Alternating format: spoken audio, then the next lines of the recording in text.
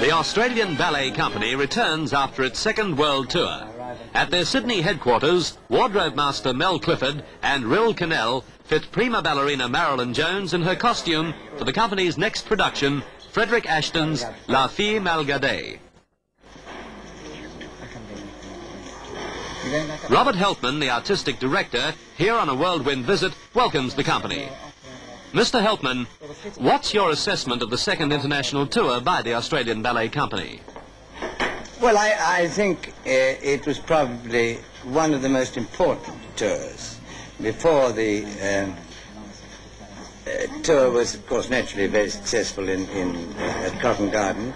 And then on the continent, you know, so many people in Australia imagined it was because Margaret Fontaine and Nureyev were with the company, which was absolutely untrue. But this time was the first time that they've absolutely held their own in an international field.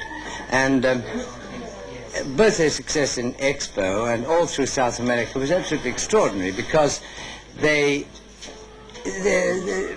people in South America have no idea even where Australia is, and the fact that it could produce a company of such sophistication, both in dancing and decors and music, absolutely amazed them. They were absolutely staggered, and they had the most enormous success.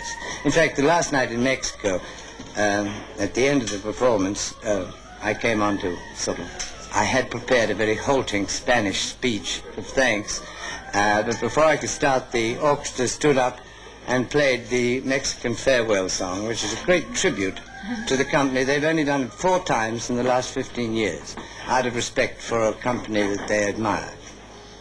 What part do you play in your next film? Well, actually, it's rather amusing, because it's by the author of the James Bond films, Ian Fleming. But he also wrote a children's book called Chitty Chitty Bang Bang. It's about a magical motor car. And he actually wrote 8 stories, and they've made this fantastic musical out of it, with the score by the same people who wrote the score for Mary Poppins. And my part, in one of the adventures these children have, they go to a mythical kingdom which has a very unpleasant old duchess, and she hates children, and she employs a child catcher.